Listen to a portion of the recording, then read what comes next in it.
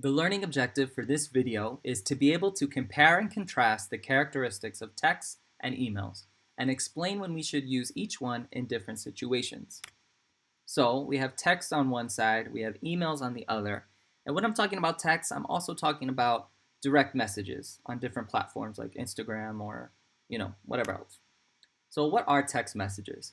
Texts are short, they're informal, and they're sent electronically from a cell phone to one device to another using a cellular network. We have iMessage, Facebook Messenger, DMs, WhatsApp, and just different kinds of chats.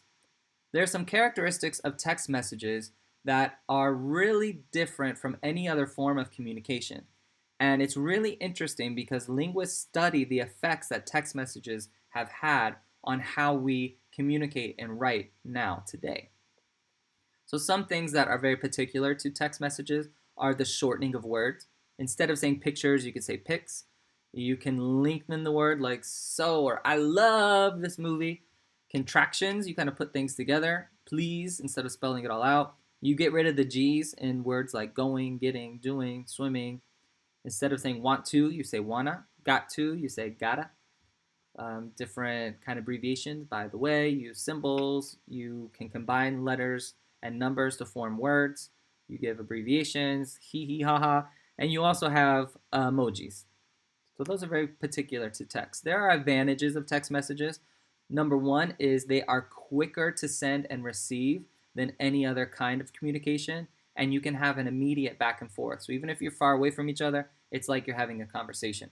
It's very useful for things that are urgent. Emergencies are when you should be using text messages. People usually see text sooner than any other kind of communication, and they are shorter and more convenient. But just like anything else, there are disadvantages. Text messages might be considered intrusive. That means they're kind of going in a place where they don't belong, especially maybe you're at home from work and then your boss text message you to ask you about something that happened at work. That's kind of like encroaching on your family time. Texts grab your attention, so maybe you're really focused on something and then you get all these texts. It's really going to get you away from that focus, and it's not very good for keeping records because eventually those text messages get deleted. What are email messages? So emails are messages sent from one computer user to another using a network or a system, and they use the internet, and they're usually more formal than text. We use Gmail in our school, but there's also Outlook, Yahoo, iCloud, AOL. Here are some characteristics of an email.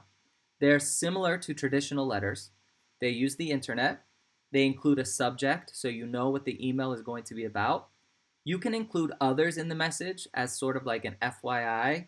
So the email message isn't to you, but I want you to see that I sent it. They can be short or they can be long. They can have attached files. This is very useful for things like documents or PowerPoint presentations, Excel spreadsheets, and they can be sorted and searched and organized in your inbox. The advantages of email are that they are more reliable than text messages. They're not going to get dropped. And everyone in the business world uses emails, and that's any business, creative or otherwise. They can easily be printed if you need to print them, although if you're staying green, you probably shouldn't do that. And they're more secure because both people have to have usernames and passwords to access those messages. The disadvantages are that they can be inefficient. It can be an inefficient use of time. So if you're working at the computer, you're constantly checking your email. It's also a distraction. Emails can get buried and missed. This is like number one, and you know exactly how this is because at the beginning of school, you get like 1,000 emails telling you to join this Google Classroom. Here's the Zoom link, and I'm going to send you an email with the link to this video, so I hope it doesn't get buried. There's also the possibility of spreading viruses. So if you open an email from somebody you don't know and there's an attachment, it has the potential to ruin your computer. And it can also be very frustrating. If you have an emergency or something urgent, the person you're sending the email to might not see it until the next day.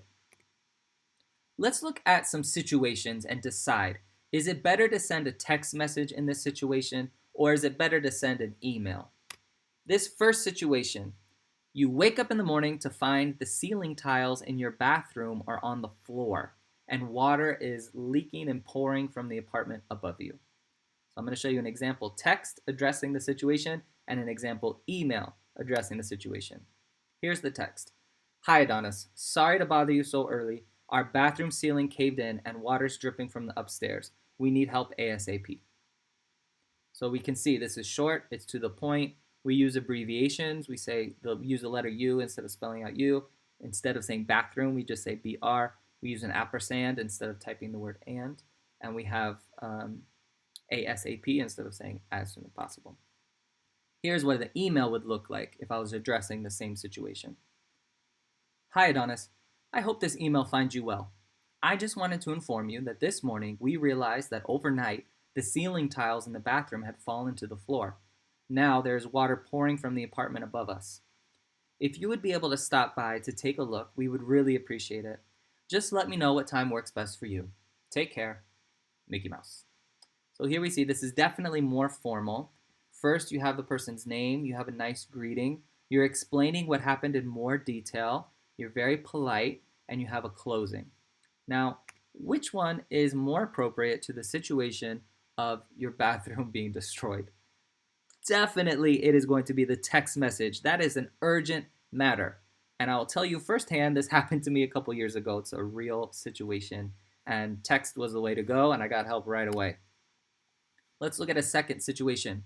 You've been looking for work and have finally found a job listing you're really interested in. So how am I going to communicate to the people who are looking for workers? Is it going to be text or is it going to be email? Let's look at the text. Hi, my name's Mickey. Saw a job listing online. Really interested. Can I come in to interview sometime? Take a look at the email. Dear hiring manager, my name is Mickey Mouse. I recently came across the job listing on your website for a data specialist. I was excited to read the job description because it matches so closely to what I studied in college. I would love to come in to interview for the position. I have attached my resume along with a cover letter. I look forward to hearing from you. Kind regards, Mickey Mouse. So we see the text message, it just gets right to the point. Name's Mickey, saw job listing, really interested. Can I come in and interview? Whereas this one has a nice opening, explains your full name, tells you why you want to apply for the job. You are attaching documents that the hiring manager can see that has your job, your work experience, and has a nice closing. So which one is more appropriate to the situation? I think you know. It is the email, especially because you're attaching a resume. I'm going to tell you what, when I worked as a director of a language school in Spain, this is actually something that sometimes people would do, and I was always so confused about why they thought that that would work. But this is definitely the more professional option. So tomorrow, we are going to be looking at inappropriate examples of communication in different situations, and you're going to work in groups to convert them into the right format. So tomorrow, for example, instead of giving you the right one here, I would give you this, and then you would have to come up with the right way to explain that situation. And maybe this, I would give you this email about your bathroom, and as a group, you're going to have to come up with what that text message looks like. So I'm really excited and interested to see what you guys come up with tomorrow.